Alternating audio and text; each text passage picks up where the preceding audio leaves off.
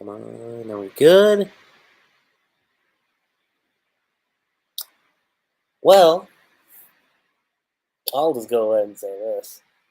Hey guys, what's going on? Lucky Cheese 7 is here today to give you guys my live stream discussion slash review on Eden Zero Chapter 209. And let me just say, it feels great. It feels, honest to God, it feels great to be talking about Eden Zero on the day the chapter came out. Now, obviously, I'm a bit late on the chapter, just a little. Like, I wanted to take care of it as soon as I got off from work, but you know what happens. Life gets in the way, and one of those things where I was like, let me do it when I've got the time of day. And right now, it's got the perfect time. And in case the opening didn't start off exactly where I wanted to, just saying, hey guys, Lucky Chi here, bringing you guys another live stream discussion of Eden Zero, this time on chapter 209. And whoa, let me just say this. This chapter I know has garnered a lot of discussion. Now, whether that's a good thing or bad thing, I know it's one of those like 50-50 things. Like it's one of those aspects where it's good, but there's also one of those aspects where you're kind of like, I wonder what that actually entails. But let's start off from the beginning. So, we got a nice cover page of, you know, let's say more, Ivory, you know, dressed up like a delinquent schoolgirl, which she's pretty amusing. And then, of course, you got Moscow looking like, look at me, like I can like show and whatnot. Chapter 209, Renewed Time. And we immediately kind of cut back to the aftermath of the previous chapter. What happened in the previous chapter, you might ask? Well, Dead End Crow happened. He ceased to exist. With Dead End Crow gone, that also means Cure's gone too. For the life of me, that's a blessing. But you see everyone celebrating. You see Captain Connor going like, "We did it, Moskoy, Moskoy." Wait, is what Hermit does, and Hermit's like, "We're not out of the woods yet. The Union Army's still here." And that's when Eraser shows up, and he's like, "Don't worry, we're not here to fight you. Not today, anyway." And then Feather's like, "I have confirmed the eradication of Dead End Crow, aka Cure." And Holy's like, "You knew who Cure really was?" And Eraser's like, "We only just found out." Then Feather, "The members of the Eurasian Space Interstellar have never met in person," which is interesting, actually. That, I think, is an interesting detail to note because we know they've had forms of communication, like through video calls and whatnot. But to know that they've never like actually met one another, that honestly does explain why they don't get involved in the other members like affairs or whatnot. Because it goes back to what Holy said, where it's like, you know, every member of the Interstellar, they pretty much do whatever they want. And considering the fact that they've never actually met one another, that's intriguing. That's honestly super intriguing because then you get to this part of the explanation. Our councils are always held online, and during joint operations, we've only spoken via comm channels from our individual ships. I've never had any interest in my allies' location until today. And then Eraser like, but during this joint operation, she realized that Cure's ship was unmanned. And Feather goes on to say, Cure's location shared the exact coordinates as Crow's, and it always has for 13 years. Um, Brief little disclaimer, if my voice is still sounding a little rough, your boy's still kind of going through a recovery process, but I'm getting better. I'm getting better, but hopefully, things pull through. That said, so You're saying the whole time this cure was in the government army? He was also dead and crow, is what Laguna's saying. And clean, obviously. That makes no sense. Then you get Shin. But he's been working with someone who has the same power as Noah. You know, exactly where everyone is. How did he manage not to get caught for more than a decade? That was a failure on my part, is what Eraser says. Actually, no, that's not Feather. That's not Eraser, that's Feather. I got terminology's mixed up here, but you know what I mean. Now you have Eraser saying, come on, guys. Let's not blame Feather. None of us figured it out. That makes us all stupid. And Feather's like, stupid? Besides, Kier had taken steps to prevent Feather from finding him. And Eraser goes on to say, but when Holy busted him up from the inside, she yanked off his camouflage shield. To which Feather says, yes, but it was still because of my negligence. It wasn't my fault for taking no interest in my friends. And Hermit's like, taking no interest? Then can you really call them your friends? And that leaves Feather kind of like speechless because then Eraser says, anyway, we can talk all we want about Cure later. Right now we have to do something about Aknawella. That swarm of dragons running amok out here is getting out of hand. To which you have them think, holy,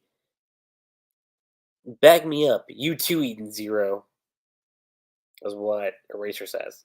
And then Herman's like, it's going to take some time before we get our ship flying straight again. But okay, we owe you for helping us after all. Cut over, and you see the damage that the ship took from the battle against Dead Anchor. I mean, it's like I said, like that battle itself was pretty intense, but it's not to say that the ship's gonna be, just sitting there. It's gonna take a while. But when I looked at this, I don't know why. I got like instant Halo vibes. Like, does anybody remember the last level of Halo when you get back to the Pillar of Autumn? Like, I don't know why. Like that site is what I'm imagining right now with the scenery. Obviously not a desert planet, but you know what I mean, a desert region. But then Ivory pops up and she says, Hamora's warrior made night gears back. Yeah, Hamora's warrior made night gears. That's a mouthful to say, but whatever. And you won't believe what she brought with her. Get to the hangar now. And you see that she's brought like everybody's mother, like legit everybody's mother. You see, you know, Lagunas, you see Clean and Jin's, of course, you see Hamora's. And then, of course, you see, Nox. And, of course, Connor be like, well, what I be seeing here? Bare naked ladies. I love Hermit. I'm gonna say this right now. I love her because like she straight up says, enough of that. No. And Amora says, I'll explain later. First, take these women. And Hermit's like, I was listening. I know all about it. Then I shall return to Rebecca and the others. That's what Amora says. Hermit says, be careful. And then appropriately we have Jin and Clean going like, hey, what is this? Clean goes like, mother. And Moss goes like, Moss? Well, wait, you mean our mother? But our mother, I thought she was gone. And Laguna's pretty speechless too because he's like, Mom? But she was dead. How? There's also wives and Amora's mothers.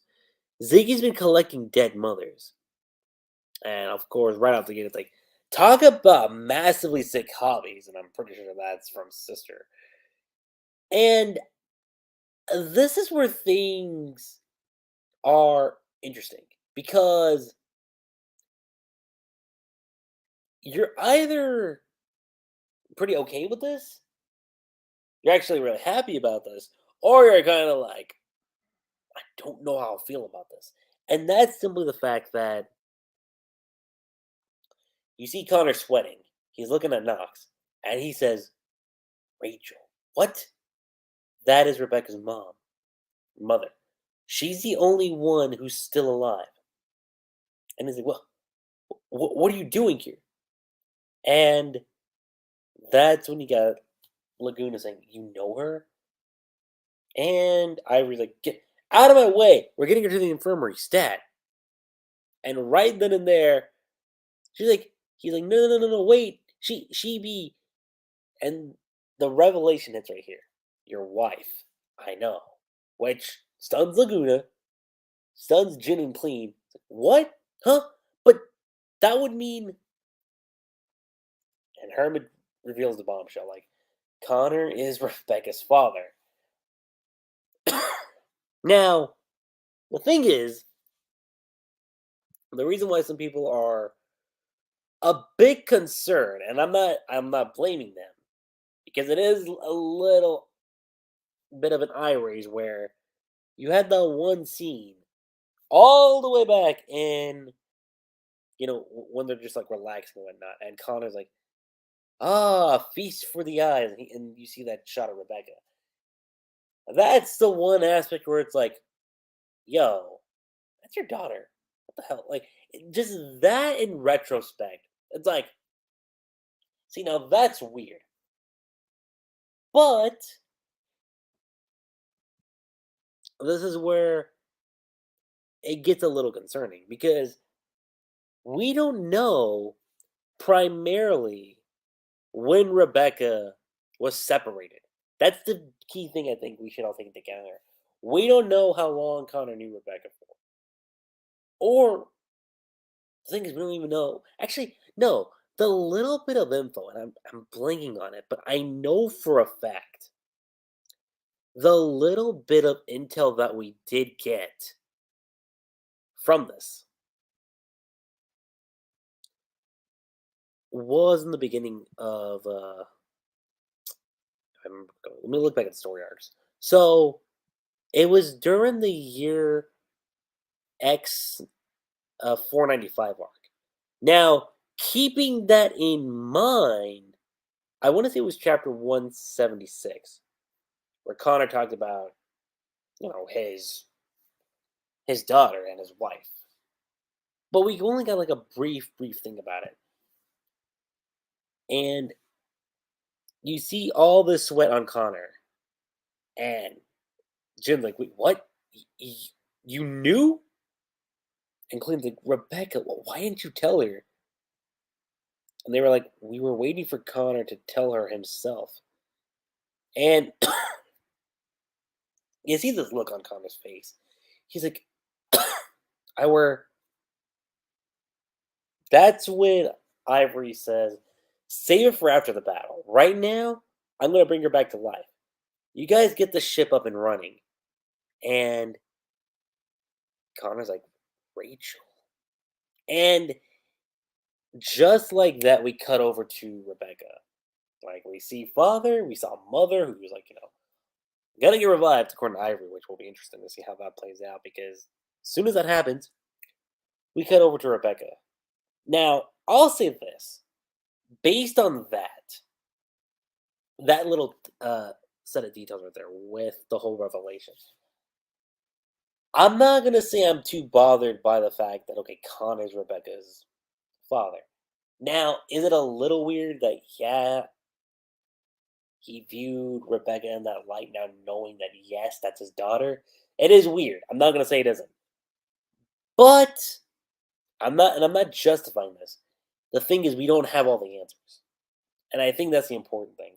We don't know all the logistics and specifics of what happened, let alone the fact that in each universe, Connor's role seems to change. That's an important factor to keep in mind because Universe 2, Universe 2 is a big deal. Because that's when we had Connor on Ziggy's side. Universe 3, on the other hand, is present day Connor. So Connor has some involvement in this, I feel. To where with each universe, there's like a different rendition of him. And I do believe that's going to have like a big emphasis. We're going to get something on that soon. But you see this, you see Rebecca, and she's just thinking, like, everyone here is someone's mom or someone's mother. If we go through with Operation Planet Eater, like, she's still contemplating about it, and I can't really blame her for doing that. Then Weiss is like, we already talked about this. She's like, I know. I'm sad to say it, but they're all dead. And Ziggy's going to use them for evil. It'll be better to give them back to the stars. And Rebecca's like, give them back to the stars. That's a nice way of putting it. But why is my mother the only one? And Wise is like, when all the other mothers are dead, is that what you're thinking? No, I mean, that's what the no I mean is from Rebecca. But Weiss again interrupts and says, I don't know about Jin and them, but Hamor and I both got to spend time with our mothers, even if it wasn't much. I didn't get that. I didn't get that, Rebecca. Maybe the universe is telling you to make that time now. Time with my mother? And oh my god, the last third of this chapter. If look, y'all know, ever since this whole ordeal started with Shiki versus Ziggy, I've been like, yo, what's happening? And likewise, my opinion on that hasn't exactly changed much. Because now we come back to where the last chapter ended up. With Pino protecting Shiki, and Shiki's like, wait, what are you doing? Pino. And you see Shiki, he's like really battered up. See Ziggy. Master Ziggy was hacking into me to collect information about us. And he's like, wait, what? But he left a data trail behind him. And Ziggy's like, a data trail? Me? I would never be so careless. And Pino's like, you left me the key to defeating you. And Shiki's like, what are you talking about? Ziggy wouldn't just hand us his own weakness. And I remember talking about this because there was this whole ordeal that happened with Shiki and one of the Dark Stars. And during that, Shiki brought up the question that, hey, do you think maybe Ziggy know he was going to go crazy? And that's a speculation I had was, I wonder if Ziggy had a suspicion about this of some sort. And I like the fact that that's what we're getting because then you get maybe he would. And Pino activates her EMP, just says EMP activate. And Ziggy's like, huh, you know that won't work on me. And Pino's like, an electromagnetic or electronic pulse set to follow a certain algorithm at a specific frequency.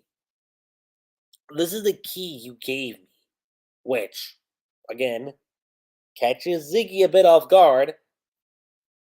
And OMG, hold on. We've seen nearly everybody's overdrive. And I say nearly. Holy, we don't know much about. But I gotta say, Pino's overdrive is actually rather adorable. I'm not gonna deny that. Her overdrive form is adorable. Without a doubt. But you see this, and Ziggy's like, overdrive. And Shiki's like, wait, Grandpa put that inside Pino to stop himself? And Pino's like, exactly. Master Ziggy still has his old personality inside him. that personality unlocked my memories. And you see this happening, see Ziggy screaming, "You used to be my kind master, Ziggy." You see him screaming, and you're seeing Pino give everything she has. And she's like, "Please, go back to who you were." As that happens, you see Pino looking kind of exhausted. You see the shockwaves.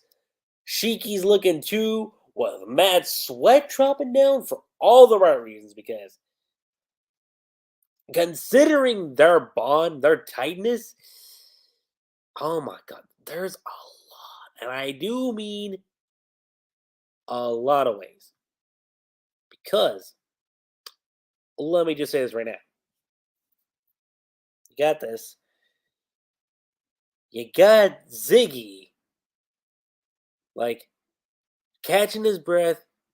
You see Pino, like, just, wait, hold on. What happened? And by the looks of things, like, based on his design and everything, because I thought this is one part of the chapter I actually had to go back on. Because if you look at Ziggy's design, how it was, man was in his overdrive form and everything. And thanks to Pino, like, we got back the old Ziggy. Like, the Ziggy we saw from chapter 1. Nearly chapter 1. But you're looking at this, and Ziggy's like, "Good job, Pino. It worked." And what I noticed was the smile, because you look at the smile, you see Ziggy's expression, and I think his expression was one of the biggest things. Because if you go back, look at the expression Ziggy has before Pino was successful at, you know, her attempt. You look at the smile, the way how his face is, and there's a complete contrast between how he was just shown and how he's shown in this moment. It's like I said, it's very reminiscent of how we were introduced to Ziggy early on. And having said that, it looks like this is very well old Ziggy. Like, again, pre Eden's 1 Ziggy arc.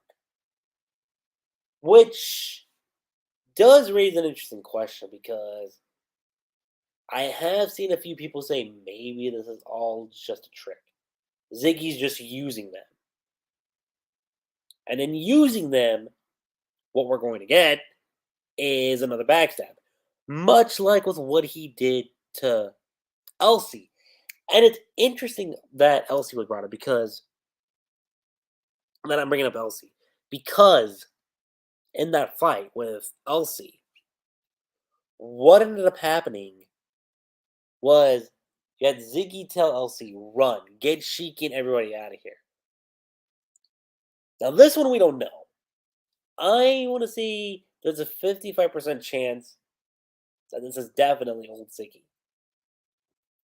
A 45% chance that there's still so much more.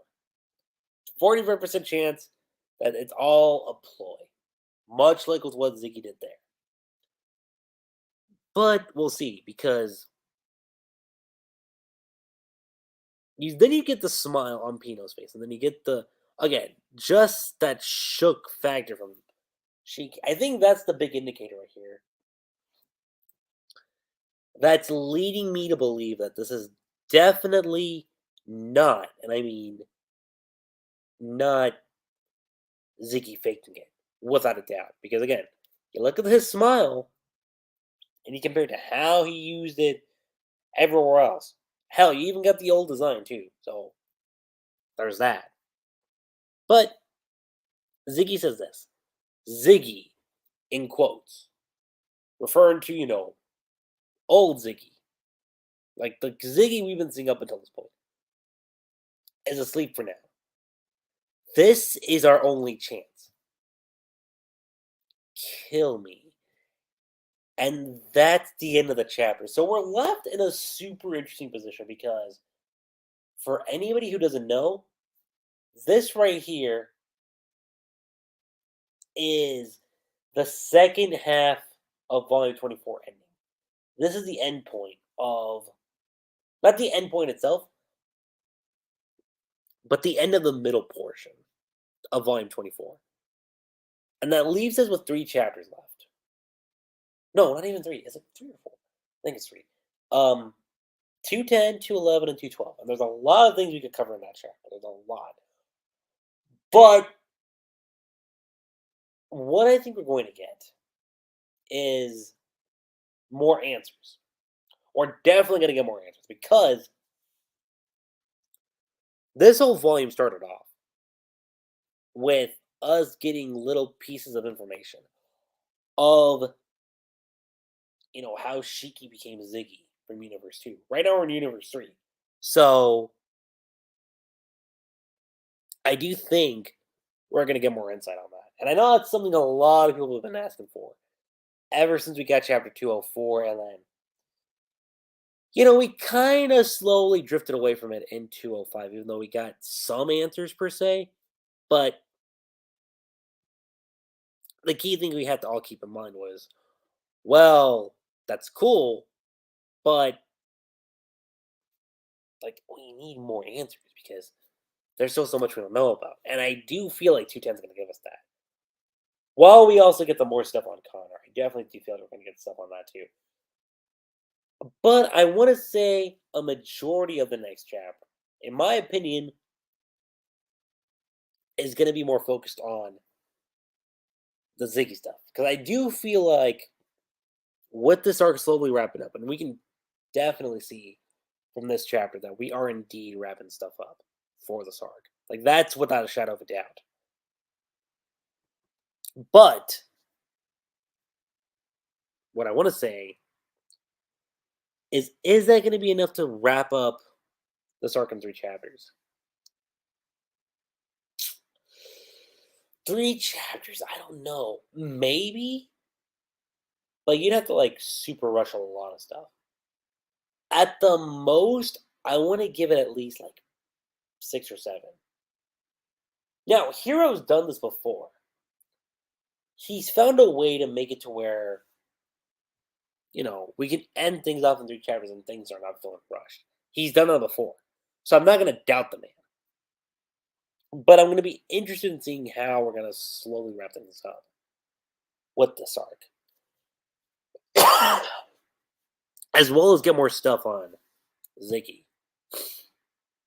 And overall, my thoughts on the chapter as a whole, I'm going to give it amazing. It's an amazing chapter of Eden Zero. Now, yes, like I said, the Connor stuff is a little weird. I'm not going to deny that. It's one of those things where you're like, at first glance, you're like, I'm not so sure. But the thing is, it's like I said, we still don't know the answers to that. And I think that's a pretty key thing we all take into account here is that Connor, we don't know his entire backstory. Likewise with Ziggy, there's still so much we have left with Ziggy in terms of when he got back to, the universe, when he met the Shining Stars, when he met Shiki, and his whole voyage. And you feel like we're going to get those answers here shortly as we're wrapping up this current volume, which I think is 24. So let me know what you guys thought on the chapter. What was your favorite part about it? Does the Connor stuff kind of weird you out in a certain aspect? Or are you kind of just like, well, he might have not just known. And if it's as simple as that, some people are going to be like, it's kind of weak, but I mean, it is what it is. That being said, you guys, that's all I gotta say on my, when it comes to my thoughts on Eden Zero Chapter 209. I would love to talk longer. I really, really would to, discuss more predictions and more possibility outcomes and whatnot. But like I said, your boy's still feeling kind of sick, so I gotta get going. It was really fun, doing these live stream discussions as always, and I seriously cannot wait for chapter 310, sorry, 10, chapter 210. And with that said, you guys, we're pretty much done.